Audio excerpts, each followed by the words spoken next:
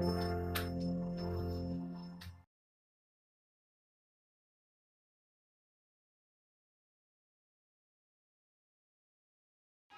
My creative and amazing learners and I hope so आप सभी बहुत अच्छे होंगे। आई विश कि आपकी स्टडी भी बहुत अच्छी चल रही होंगी।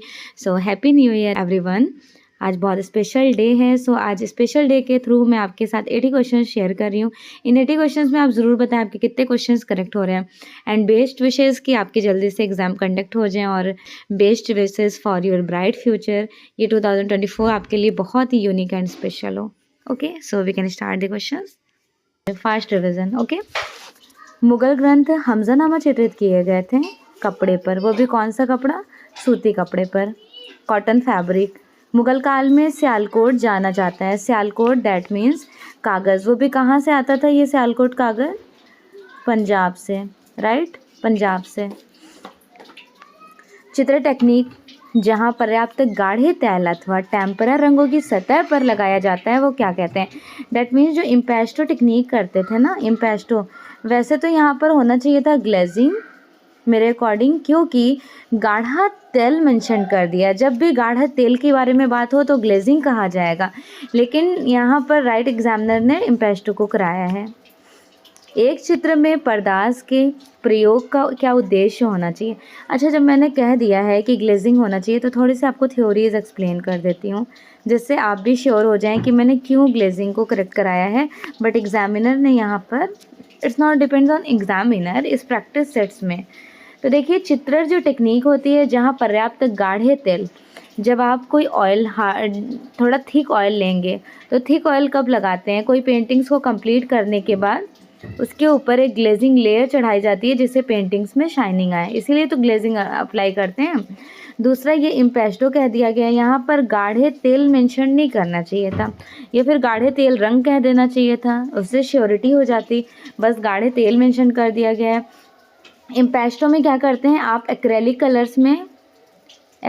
कलर्स में इम्पेस्टो को अप्लाई कर सकते हैं और ऑयल कलर में, अदरवाइज वाटर कलर्स में आप अप्लाई नहीं कर सकते हो। So according to question here the right answer is B, but इस प्रैक्टिस सेट में सी कराया गया है। But I am not sure about that कि सी ही करेक्ट होना है, क्योंकि मैंने प्रॉपरली आपको थ्योरीज एक्सप्लेन कर दिया। गाढ़े तेल रंग होता तो मैं यहाँ पर बिल्कुल से इम्पेस्टो को करेक्ट करा देती, राइट। चलिए अब अगला देखते हैं। लाइक ग्लेजिंग को गाढ़े तेल रंग में ही इम्पेस्टो को करेक्ट कराया जाता। मेरे अकॉर्डिंग भी करेक्ट है। आप कमेंट सेक्शन में बताइएगा आपके अकॉर्डिंग कौन सा करेक्ट है। एक चित्र में पर्दास का मतलब प्रयोग का उद्देश्य, मेन पर्पस पर्दास का क्या होना चाहिए? शेड ऑफ लाइट, जिनको लाइट एंड शेड कहते हैं। क्यूरेस्क्यूरो, ये टेक्निक किसने दिया था? और सफीमेटो टेक्निक। तो ये दोनों टेक्निक याद रखना है आपको। ये दोनों टेक्निक है लियोनार्डो दा विंसी का। Okay everyone. मुगल लघु चित्र शैली में शाह कलम टेक्निक का मेन पर्पस क्या था? शाह कलम, शाह मीन्स कौन से कलर की इंक होती हैं? ब्लैक कलर की इंक। ब्लैक कलर की इंक से पेंटिंग को कंप्लीट करते हैं शाहजहां टाइम ड्यूरेशन में।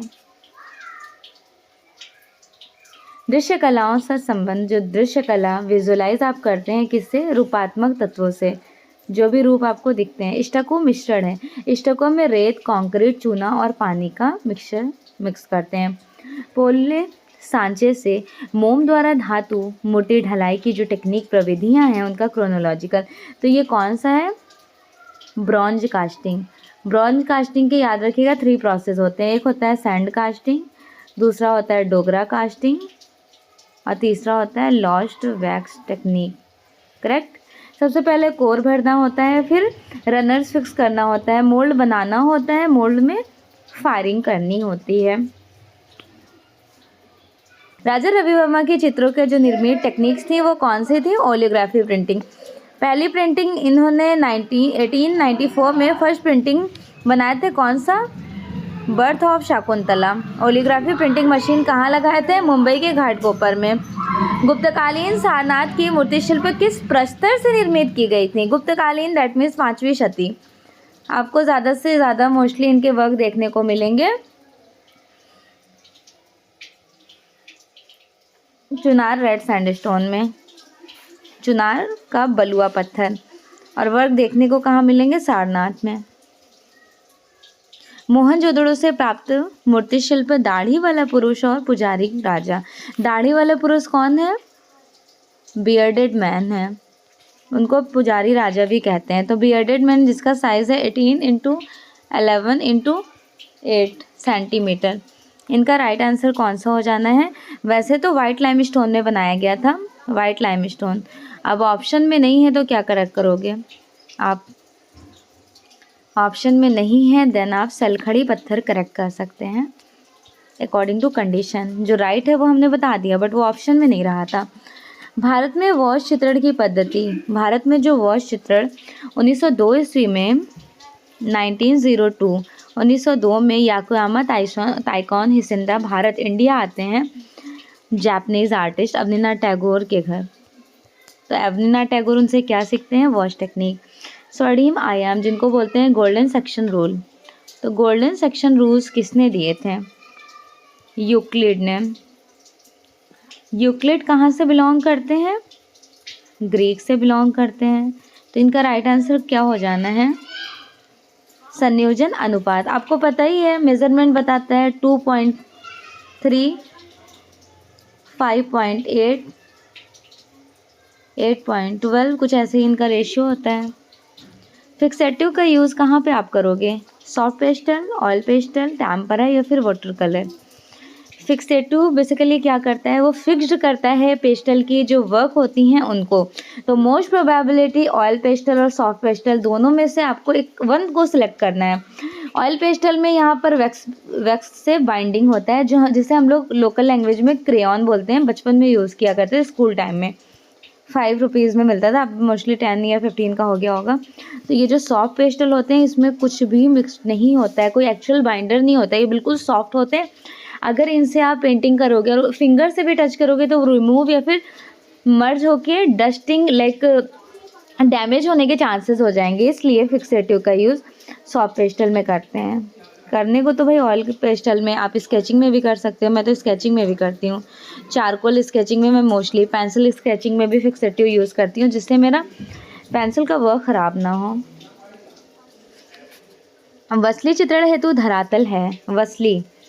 वसली है क्या है? कागज़ का चित्रण। वसली क्या होता है? कागज़ के सेट 4-5 सेट को लेना, इनको ग्लू से एक दूसरे के ऊपर पेस्ट करके प्रॉपर कंप्लीट करके इस तरह से एक थिक पेपर बना लेना, फिर इसके ऊपर पेंटिंग्स करना। ये प्रॉपर आपको देखने को मिलेगा मुगल स्कूल में। सो here the right answer is D. रंग जो कि पानी में घुलनशील होते हैं किंतु सूखने के पश्चात ये जलरोधक हो जाते हैं, इसमें साबुन और तेल का कोई भी मिश्रण समन्वय नहीं होता है। तो ऐसा कौन सा है जो बहुत जल्दी ड्राई हो जाता है? उसमें रेजिन मिक्स्ड होता है। रेजिन मिक्स्ड होता है, उसकी खोज 1950 ईस्वी में सतीश गुजराल ने इंडिया में की है। यूरोप में संडे ग्रुप और लैटिन ग्रुप के थ्रू हुआ, वो है एक्रेलिक कलर। जल रंग चित्र सामान्यतः प्रभाव युक्त दिखाई देते हैं। तो प्रभाव युक्त दिखाई देते हैं जल रंग चित्रण सामान्यतः ट्रांसपेरेंट। जब भी आप वाटर कलर के बारे में पढ़ेंगे तो उनकी जो इंटेंसिटी होती है वो ट्रांसपेरेंट होती है। तो जल रंग से पेंटिंग करेंगे तो पारभासी भी पारदर्शिता दिखाई देंगी। अपारदर्शी ओपैक कौन से हो जाते हैं? तो ये बेस्ट एग्जाम्पल है पोस्टर कलर। सांची स्तूप की दीवार के पैनल्स अलंकृत किए गए थे, थोड़ी उभरी हुई नक्काशी, थोड़ा 3 डिमेंशनल में, राइट। सांची जिसकी खोज 1818 में रायसेन जिला सर रॉयलेट ने किया। एक खनिज लैपिस लुजी मूल्यवान पत्थर किस लिए काम आता है? Blue is the best. Lapis lazuli जिनको बदख्शा की पहाड़ी अफगानिस्तान से इंडिया आयातित होता था। प्रस्तर के मूर्ति शिल्पों पर चमकदार पॉलिश की जो टेक्निक होती है उनको क्या कहते हैं? प्रस्तर की पॉलिश जो techniques. Maurya time duration 300 BC, जिनको कहा जाता है ओबदार पॉलिश चढ़ाना। तो ओबदार पॉलिश की जो स्टार्टिंग देखने को आपको मिलेगी मौर्य काल में। मौर्यकालीन मूर्ति शिल्प दीदारगंज चावड़ धारड़ी यक्षी कहाँ पर संग्रहित है? पटना संग्रहालय बिहार में। मौर्य काल की हैं। इनके राइट हैंड में चावल लिए हुए हैं। Turkey cock is very important painting done by Mansur. Mansur belong to Mughal age in Jahangir time duration artist. निम्नलिखित ग्रंथ लघु चित्रण शैली में चित्रण हुआ था। तो आपको पहचानना है यहाँ पे कौन कौन से करेक्ट हो जाने हैं।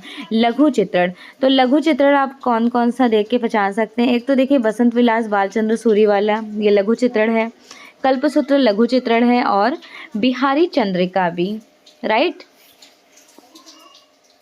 तो यहाँ पे आपको ऑप्शनल के अकॉर्डिंग सेलेक्ट करना है, तो बहुत ईजिली आप कर सकते हैं। आपको 2 लग रहा है। 2 देखिए पंचतंत्र की कहानी जो आपको मुग़ल स्कूल में अलग अलग अयारे दानिश और अनवर सहेली नाम से प्रचलित रहा था, तो ये तो नहीं हो सकता। तो इनको इल्यूमिनेट करके आप देखें कौन सा आपको मोस्ट प्रोबेबिलिटी करेक्ट लग रहा है। A is correct and C is correct, right. Kalpasutra भी है और त्रिषष्टि शलाका पुरुष, बिहारी चंद्रिका भी नहीं है। सो here the right answer is D. नौका विहार करते हुए प्रेमी युगल, ये वाला आपने रेड कलर का नौका विहार बहुत अच्छे से पढ़ रखा है किशनगढ़ स्कूल में, जो बोटिंग नाव वाली स्टोरीज। निम्न में से कौन सा समूह संयोजन के सिद्धांतों को क्रोनोलॉजिकल अरेंज करना है। तो संयोजन दैट मीन्स कि प्रिंसिपल ऑफ आर्ट, फंडामेंटल्स के 2 पार्ट्स हो जाते हैं ना। फंडामेंटल्स के 2 पार्ट्स, एक होता है एलिमेंट्स ऑफ आर्ट, दूसरा प्रिंसिपल ऑफ आर्ट। तो एलिमेंट्स ऑफ आर्ट जो है वो line, colours, texture, shape, space, form है। Principle of art unity, harmony, balance, emphasis, rhythm and proportion.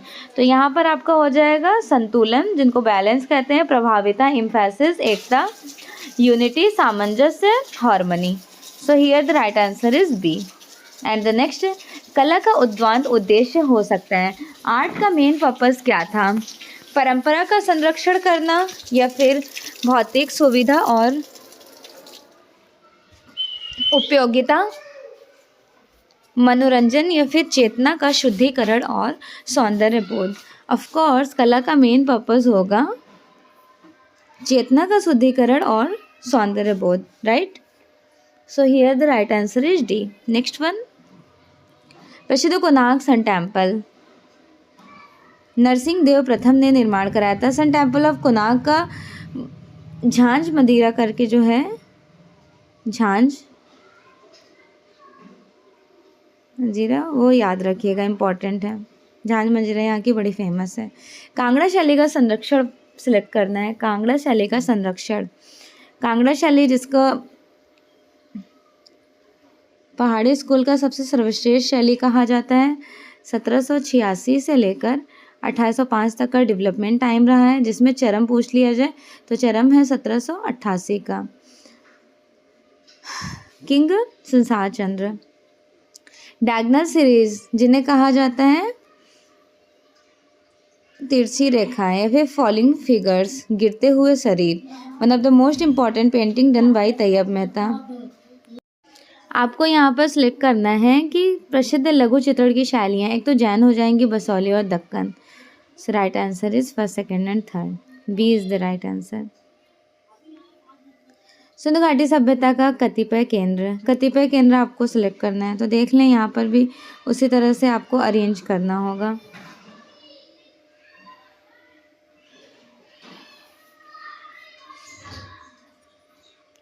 सबसे पहले हो जाएगा एक तो धौलावीरा, फिर Sutkotada, and the next one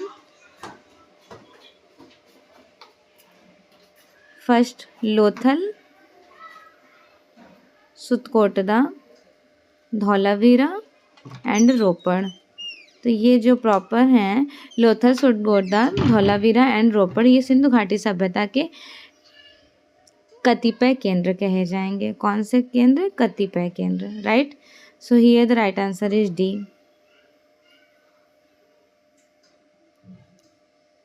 ढोला मारू का मेन सब्जेक्ट, ढोला मारू जिसे चित्रित किया गया था 1592 में, कहाँ पर? मेवाड़ में। फिर उसके बाद 1880 में सबसे सर्वश्रेष्ठ ढोला मारू का चित्रण कहाँ पर हुआ था? जोधपुर में। So according to options right answer is C. Total 104 paintings हैं। आधुनिक भारतीय मूर्तिकला के पिता के रूप में कौन सबसे ज़्यादा father of modern sculpture artist? Ram Kinkar Baij. मिट्टी के निर्मित प्रागैतिहासिक मातृ देवी के शिल्प मुख्यतः कहाँ से मिले थे? मातृ देवी, जिनको मदर गॉडेस कहते हैं, मोहनजोदड़ो से, जिसका साइज है 22x8x5 सेंटीमीटर में ये साइज कहा जाएगा। अशोक स्तंभ के शिखर मूर्ति शिल्प। अशोक स्तंभ में 4 लॉयन को उकड़ू पीठ सटाए बैठे हुए दिखाए गए। एक चट्टान के पत्थर में निर्मित पंचरथ, महाबलीपुरम में आपको पंचरथ का अवशेष देखने को मिलेगा। भारतीय शास्त्रीय कलाएं मुख्यतः किस अवधारणा से संबंधित हैं? रस से संबंधित कही जाएंगी। और रस होते कितने हैं? 9। भरत मुनि ने 8 रसों का जिक्र नाट्यशास्त्र में किया है। 9 रस को खोज जो किए थे वो अभिनव गुप्त ने, उसका जिक्र मिलता है विष्णु धर्मोत्तर पुराण में। ये कुछ भारतीय मूर्तिकला की कुछ शैलियाँ हैं, उनको सिलेक्ट करना है। तो ये भी बहुत यूनिक क्वेश्चन है, आपको अरेंज करना होगा ऑप्शंस के अकॉर्डिंग। इस तरह के एग्ज़ाम यूजीसी नेट में पूछे जाते हैं, लेकिन ये हरियाणा, राजस्थान में, जो राजस्थान की गवर्नमेंट जॉब का एग्ज़ाम हुआ है वहाँ पे इस तरह के क्वेश्चंस पुटअप किए गए हैं। चलिए फिर अरेंज करते हैं। सबसे पहले हो जाएगा, आपको पता है ना, मौर्य, शुंग, सातवाहना, कुषाण, गुप्त, प्रतिहार। फर्स्टली मौर्य, दूसरे नंबर पर शुंग। मौर्य का ही सांची कहा जाएगा और शुंग काल में निर्मित हुआ, दूसरे नंबर पर ये हो जाएगा। थर्ड नंबर पर चोल काल के नटराज के स्कल्पचर, मतलब चोल टाइम ड्यूरेशन मूर्ति शिल्प में कहा जाएगा। फिर उसके बाद फोर्थ नंबर पर राष्ट्रकूट एलोरा को रखेंगे। उसके बाद फिफ्थ नंबर पर खजुराहों के स्कल्पचर्स रखेंगे और गांधारा, कुषाण काल के पार्ट्स होते हैं मथुरा और गांधारा। एक सेकंड, इनको फिफ्थ नंबर पे रखेंगे और खजुराहों के मूर्ति शिल्प को सबसे लास्ट, क्योंकि इनका टाइम 950 से 1150 का 1050 का कहा जाता है ना, इसलिए सबसे लास्ट में खजुराहो मूर्ति शिल्प। गांधारा काल included the times of Kushan. तो कुषाण तो मौर्य, शुंग, सातवाहना के बाद ही कुषाण शुरू हो गया था, तो इसलिए ये पहले होंगे। सबसे लास्ट में जो है वो खजुराहो, क्योंकि चंदेल शासकों के टाइम ड्यूरेशन का है। सो here the right answer is a according to options. ये कतिपय प्रसिद्ध मंदिर हैं। कतिपय प्रसिद्ध मंदिर, आपको फेमस टेम्पल्स को सिलेक्ट करना है। Just not only included the one, आप ऑप्शंस देख सकते हैं, ऑप्शंस के अकॉर्डिंग जजमेंट कीजिए। चलिए फिर अरेंज करते हैं।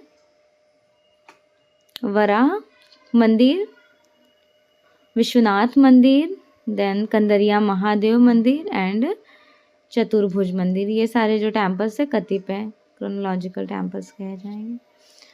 प्रसिद्ध चित्र शिव का विस्पान, one of the most important event, आपने काफ़ी बार इनको अटेंड किया है, नंदलाल बसु का है शिव का विस्पान। चित्रकार जो कि एक म्यूरल निर्माता, म्यूरलिस्ट हैं और प्रिंट मेकर, स्थापत्यकार, कौन कहे जाएंगे? सतीश गुजराल। एक यथार्थवादी चित्र में हमें निम्न तत्व नहीं मिलते हैं। एक यथार्थवादी चित्र में हमें निम्न तत्व नहीं मिलते हैं, तो कौन से तत्व आपको यथार्थवादी चित्र में नहीं मिलेंगे? वेरी गुड, एग्जैक्टली इमेजिनेशन और सिंबॉलिज्म फॉर्म को नहीं देखने को मिलेगा। प्रतीकात्मक और काल्पनिक। दक्कनी शैली मूलतः प्रारंभ होती हैं। दक्षिणी शैली इज इंक्लूडेड बहमनी सल्तनत के टाइम ड्यूरेशन में। शहाबुद्दीन नामक चित्रकार किस शैली से बिलोंग करते हैं? तो हमने आपको पढ़ाया था शहाबुद्दीन, निसारुद्दीन, मनोहर, भिकम, नानाराम, जगन्नाथ। ये सारे जो कलाकार हैं वो किस शैली के थे? मेवाड़ स्कूल। मेवाड़ स्कूल राजस्थानी का पार्ट है। राजस्थानी के 4 शैलियाँ थी, मेवाड़, मारवाड़, हड़ौती, ढूंढार। फिर उनके और भी उपशैलियाँ हैं, उनके बारे में जितना भी हमने आपको एक्सप्लेन किया सबको अच्छे से याद कर लिएगा। मुगल शैली का सचित्र ग्रंथ रज़्मनामा किसका अनुवाद है? Razmnama is a transform of Mahabharat. आपको पता है महाभारत के रचयिता हैं वेद व्यास, राइट? वेद व्यास। और अगर आपसे पूछ लिया जाए रज़्मनामा, तो रज़्मनामा अब्दुल कादिर बदायूनी, अब्दुल कादिर बदायूनी कब से कब तक में चित्रित हुआ? 1582 से 87 तक में 169 समथिंग पेंटिंग्स। टोटल आर्टिस्ट कितने थे? 50 कलाकार, जिनमें से सबसे बड़ा रोल रहा था दसावंत का। दसावंत 24 पेंटिंग्स कंप्लीट करते हैं। 21 पेंटिंग्स में सिग्नेचर मिलता है। इसी टाइम ड्यूरेशन में वो पागल हो जाते हैं, फिर सुसाइड कर लेते हैं। अगला, बैगनी वर्ण किसका पूरक है? तो बैगनी का अपोजिट पीला है, नीले का कहते हैं ना नारंगी, बैगनी का पीला, नीले का नारंगी, और लाल का कौन सा है? तो लाल का हरा है। तीनों याद रखिएगा। भारतीय पुनरुत्थान कला का प्रतिनिधि कलाकार, पुनरुत्थान एज लाइक रिनेसेंस आर्टिस्ट, अवनीनाथ टैगोर कहे जाएंगे। राम किंकर बैज द्वारा निर्मित प्रसिद्ध मूर्ति शिल्प सांथाल फैमिली, सांथाल फैमिली राम किंकर बैज की कहाँ पर एग्जिबिट है? कला भवन कैंपस शांति निकेतन। कब इन्होंने बनाया था? 1938 में। सीमेंट और कंक्रीट में बनाया गया था। भारतीय राष्ट्रीय ध्वज के वर्तमान स्वरूप को संविधान सभा द्वारा किस टाइम ड्यूरेशन में स्वीकार किया गया था? आपको पता है ये वाला क्वेश्चन एज लाइक सेम पूछा गया है जो अभी एच-टेट के एग्ज़ाम आप लोग देकर आए हो, हरियाणा टेट वाला एग्ज़ाम, सेम क्वेश्चन रिपीटेड हुए हैं। ओके, चलिए नेक्स्ट क्वेश्चन देखते हैं। दुबले पतले पशु, ये भी हमने आपको ऑलरेडी पढ़ाया था। कब पढ़ाई थी मैं? जब मैं आपको पहाड़ी स्कूल पढ़ा रही थी। पहाड़ी शैली का सबसे प्राचीन शैली बसौली, इसमें दुबले पतले पशु को दिखाया गया। और हष्ट पुष्ट अगर आपसे पूछ लिया जाए तो सबसे सर्वश्रेष्ठ पहाड़ी स्कूल का जो शैली था, क्या नाम था उसका? कांगड़ा। कांगड़ा में एनिमल्स को हष्ट पुष्ट तंदुरुस्त दिखाया गया, और यहाँ पर दुबले पतले कमज़ोर। एक फेमस स्कल्पचर है वराह अवतार। तो वराह अवतार कहाँ पर बनाया गया था? उदयगिरी की गुफा। दो है, एक उदयगिरी की गुफा है, दूसरा उदयगिरी और खंडगिरी की गुफा। तो दोनों को आपको याद रखना है, कंफ्यूज नहीं होइएगा। उदयगिरी व खंडगिरी की गुफा। देखिए, उदयगिरी और खंडगिरी की जो गुफा है ये जैन धर्म से संबंधित है। कहाँ पर है? भुवनेश्वर में है। तो यहाँ पर फेमस स्कल्पचर रहा था जैन मूर्ति शिल्प। और उदयगिरी की गुफा में वराह की मूर्ति मिली, ये हिंदू मैथोडोलॉजी से संबंधित है। और ये किस काल की कही जाएंगी? तो गुप्त काल की कही जाएंगी, राइट। उदयगिरी वाली ओनली। ताम्र धातु के सुल्तानगंज से प्राप्त खड़ी हुई बुद्ध की जो मिली हुई है स्टैचू, वो प्रेजेंटली कहाँ है? तो बर्मिंघम संग्रहालय में एग्जिबिट है। Murakka is also called eight album.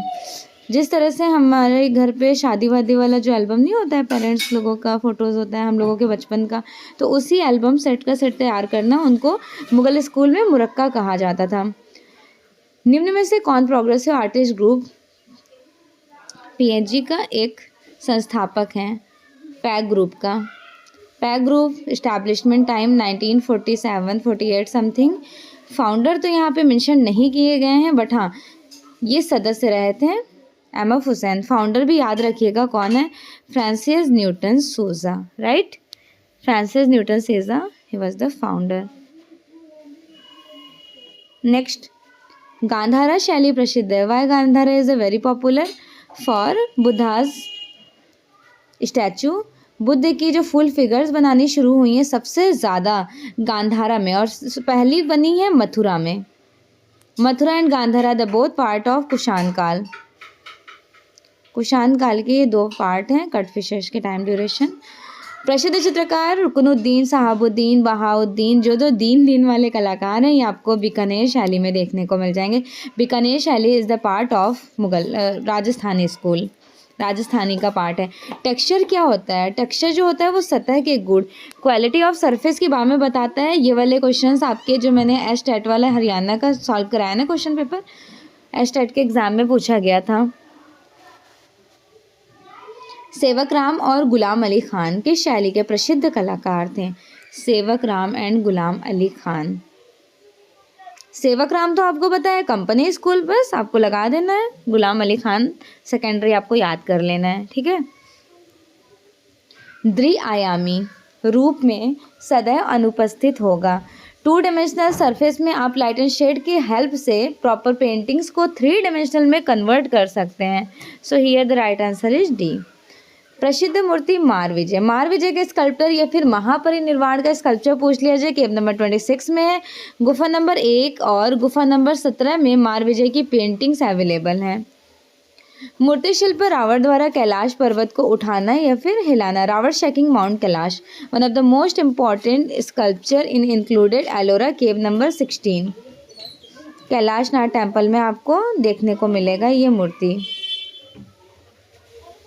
एक चित्र में टोन का क्या एक बहुत बड़ा रोल होता है। Tone is the form of light, middle and dark. Suppose करें हमने कोई ऑब्जेक्ट ड्रॉ किया, अब इस ऑब्जेक्ट में पहले मैंने एक शेड दे दिया, फिर उसके बाद हैचिंग की मदद से दूसरी शेड दे दी, फिर यहाँ पे बिल्कुल डेप्थ दिखा दी।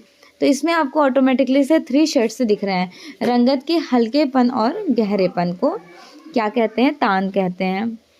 कलर्स के लाइट एंड डार्क इफेक्ट को शेडिंग में प्रॉपरली फॉलो किया जाता है ना। जब बीएफए फर्स्ट ईयर का आप एग्जाम्स देने जा रहे होते हैं तो कहा जाता है कि शेडिंग्स में आपको क्या ध्यान रखना है, 3 टोन्स इज़ कंपलसरी। अगर ये 3 टोन्स नहीं दिखते हैं तो मार्क्स स्टूडेंट के कट होने के चांसेस हो जाते हैं, ये भी सिलेक्शन से दूर हो जाते हैं वो स्टूडेंट जिनको इनका नॉलेज नहीं होता है। राजस्थान में सिंधु घाटी सभ्यता का एक केंद्र है। Rajasthan in the included Kalibangan, Hanumangarh Rajasthan में। Mill call one of the most important articles done by Ram Kinkar Baij. Mill call प्रसिद्ध चित्र रावण और जटायु के चित्रकार कौन कहे जाएंगे? Ravan and Jatayu done by Raja Ravi Varma. निम्न में से कौन सा उपमान किशनगढ़ शैली की प्रमुख विशेषता? कैरेक्टरिस्टिक ऑफ किशनगढ़ स्कूल, खंजनाकार आंखें। जो बेस्ट एग्जाम्पल आप बनी ठनी में देख सकते हैं, कुछ इस तरह की आंखें हैं। नैनसुख किस शैली के चित्रकार हैं? कांगड़ा। कांगड़ा से कुल्लू, जसरोटा ट्रांसफॉर्म होते हैं अलग अलग जगह पर पहाड़ी शैली में।